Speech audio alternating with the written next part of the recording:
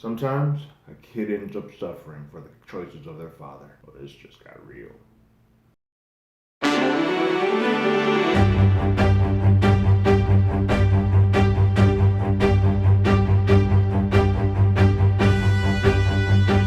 Hello, everyone. Terrence here with Hollywood Already Did It. If you haven't already, go ahead, like, share, subscribe to the channel, ring that bell below. Anytime we have something new, be among the first to know. First off, Merry Christmas, Happy Holidays, Happy New Year to everyone out there. That's why this has been delayed, coming back from out of town, but we're here. The 8th episode of Dexter New Blood is here, and it is a very intense but extremely straightforward episode. Episode 8, titled Unfair Game. After an insane dream sequence where he sees Harrison basically become him, Dexter starts coming out of his drugging and is in the backseat of Kurt's crony's car. That's what I'll call him because Elroy just Kurt's crony.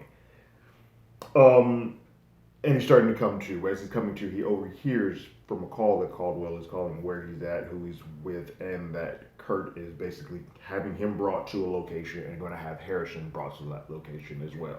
And that doesn't sit well with Dex. If there's one thing, as bad as an emotional father is, he's a very protective father. He's like, yo, you say something about my son, I'm going to have to murder you. And he attempts to escape by putting his wristlets through the mouth and kind of sort of creates this, actually, Heath Ledger-esque Joker face on. That's sort of what happens to him.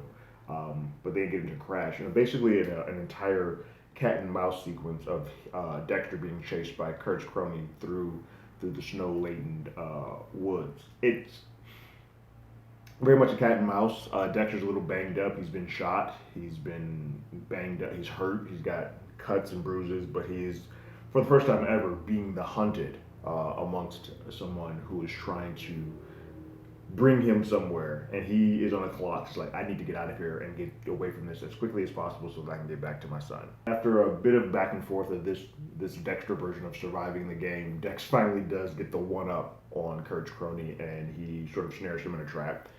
And he ends up killing him, but not before he finds out where Kurt is taking Harrison. And it feels like for a moment, Kurt's crony thinks that if he gives his information up, he's gonna let him go. He's like, hey, if I tell you where he's at, you'll let me free.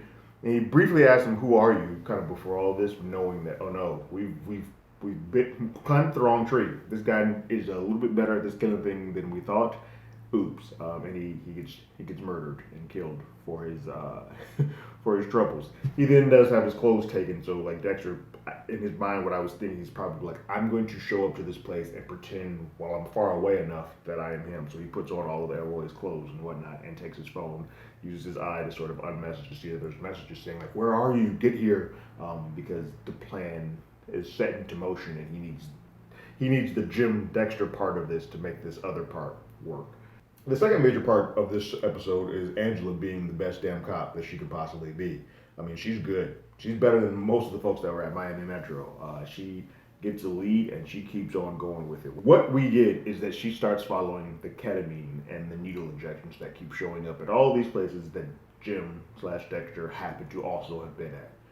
She follows the breadcrumbs of the drug dealer with the injection.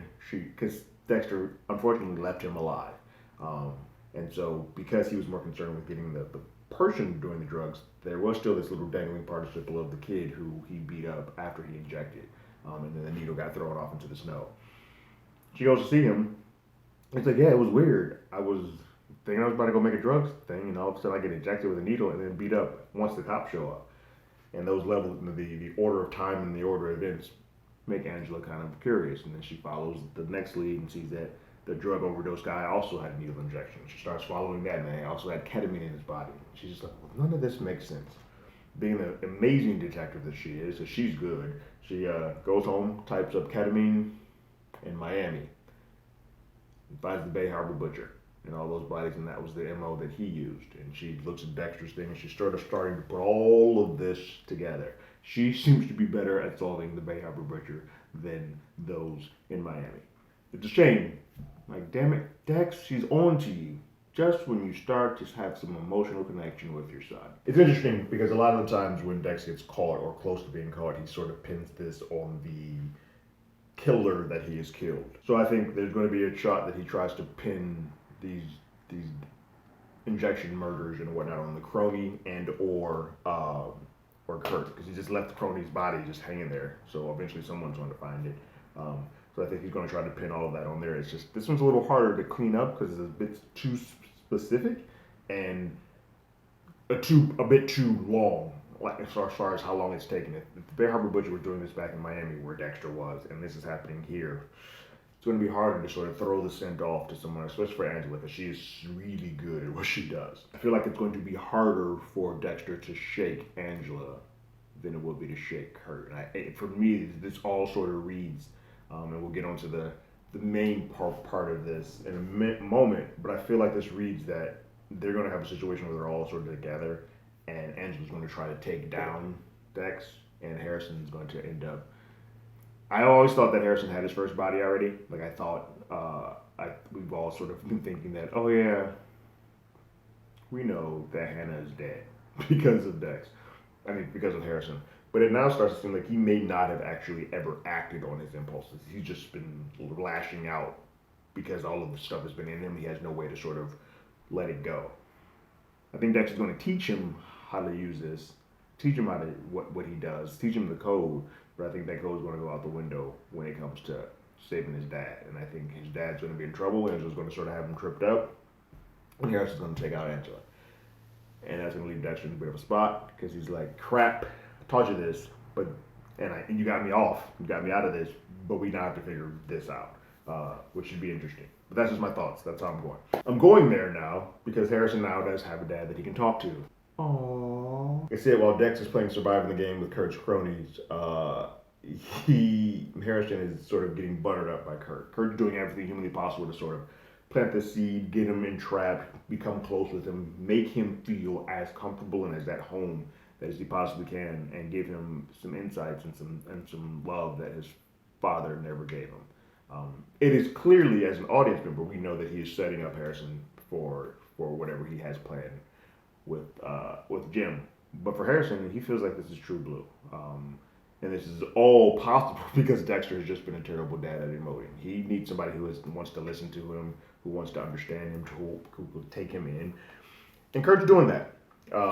There's an agenda behind it, but Kurt is at least feeding that part of Harrison so that it's easier for him to follow along. So he's basically being kept captive unbeknownst to him. And Dex has been sending him texts to say, hey, get out of there. This guy's not good. Get away.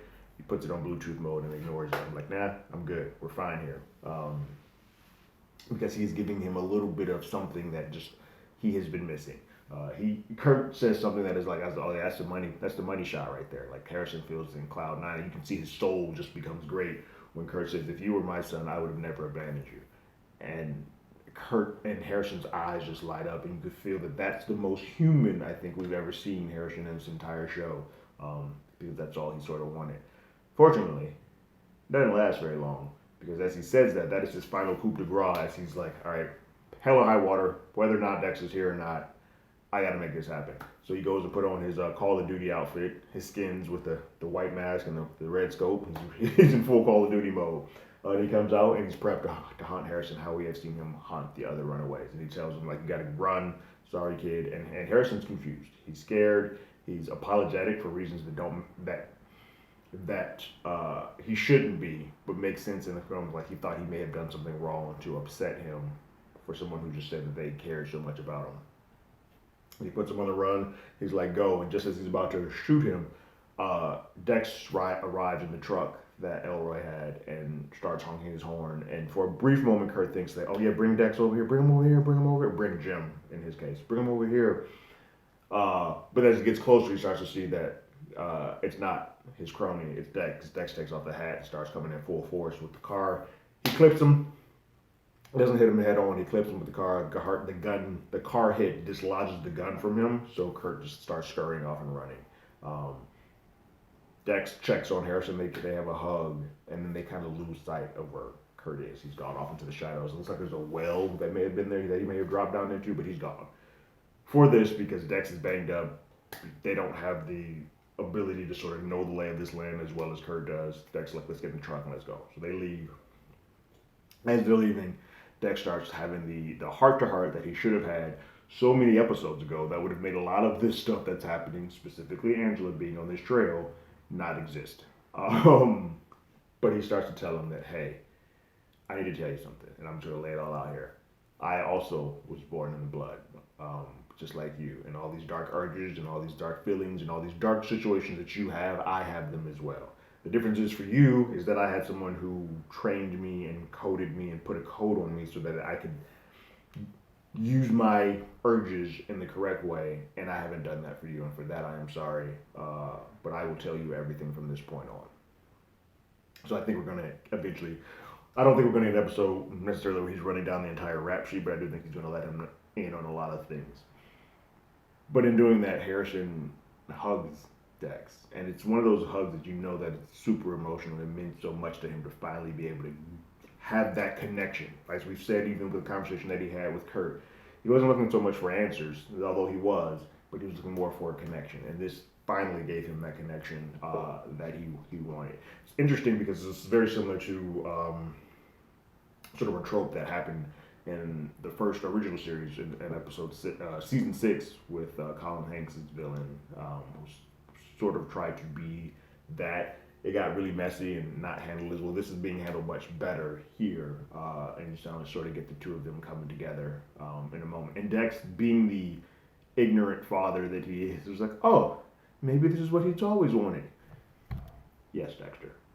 Jesus Christ. Yes, that is all he wanted. So all in all, like I said, it's a very simple episode. There's really only a 3-story act. There's not a lot going on, and it's essentially 3 solo sets. It's the woods, it's the cabin, and then it's Angela kind of doing her own thing, her detective work.